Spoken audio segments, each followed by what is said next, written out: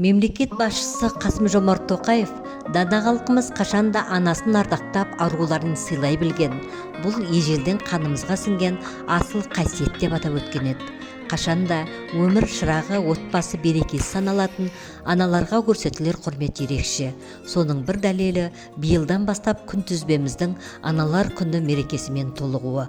Мамыр айының 2-ші жексенбісі аналарға құрмет көрсету күні ретінде белгіленген.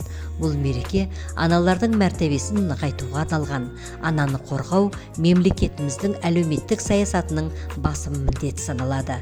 Бүгінде елімізде қоғамды дамытуда жастар тәрбиесінде аналардың атқарар рөлі артып келеді. Соның бірі Теміртау қаласындағы аналар алқасының жұмысын ерекше үлгі етуге болады. Аналар алқасы 2013 жылы Теміртау қаласының ақсақалдар алқасы жанынан құрылған, бірлесе жұмыс жасайды. Алқа төрағасы Шынуар Серікбайұлының айтуынша аналар алқасының құрамы Теміртау қаласының тәжірибелі ардагер ұстаздары, ардагер металлург секілді қаламыздың дамуына еңбек сіңірген өнегелі аналардан құралған. Солардың бірі Сәлима Ишанқұлқызы. Өзіміз әрдайым да халықтың ортасында жүрген адам болғаннан кейін үйде қарап тыныш отырмаймыз.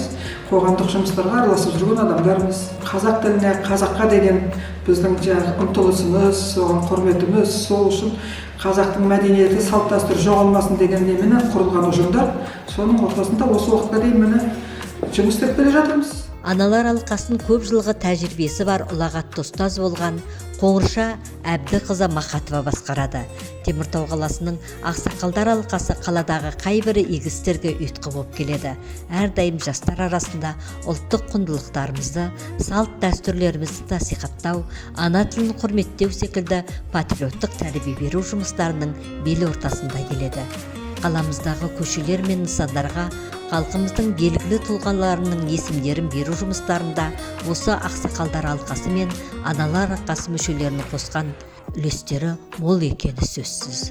Ата-ананың қадірін, соны сыйлаусын, соны білсін деп, одан кейін бірінші ананы қойғаны, енді аналардың табанының астында жәннаттың есігі тұрады дейді ғой. Сол себеппен сыйлап бірінші күнді берген шығар, көп рахмет айналайындар. Енді сол аналардың үміті ақталсын, аналардың үміті перзенттерімізді өсіріп, өндіріп, көгертіп, көсегелерін көгертіп, халқымызға еңбек істейтін ұрпақ өндірсек деп жүрген адамдарымыз, аспанымыз ашық, еліміз тыныш болсын деп жүрген адамдарымыз. Көп рахмет, сол аналарға сондай құрмет көрсетіп, сондай бағалап жатқандарына айналайындар. Орталығымыздағы Наурыз мейрамын тойлау, ұлттық салт дәстүрлерімізді, ұлттық құндылықтарымызды насихаттауға арналған іс-шараларымыздың, ұлы тұлғаларымыздың өмірі мен шығармашылығына, еңбек адамдарын құрметтеуге арналған кездесулер мен кештердің қашанда басты қонақтары осы аяулы аналар. Олар өскелең ұрпаққа өмірден жиған тәжірибесімен бөлісу, атадан келе жатқан ұлттық құндылықтарымыздың, мұраларымыздың маңыздылығын түсіндіру, өз ұлтын, ана тілін сүюге тәрбиелеу аға ұрпақ біздің басты парызымыз деп санаймыз дейді. Өз ұрпағын өсіріп, немере шөбере сүйген ақсақалдарымыз бен ақ жаулықты аналарымыз ұлт үшін, өскелең ұрпақ келешегі үшін алаңдайтынын айтады.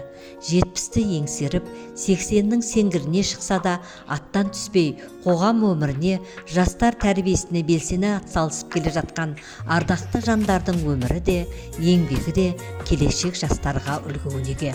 Ал күнтізбеміздегі бір күннің ақ тілеулі аналар күні ретінде белгіленуі аналарға көрсетілген зор құрмет.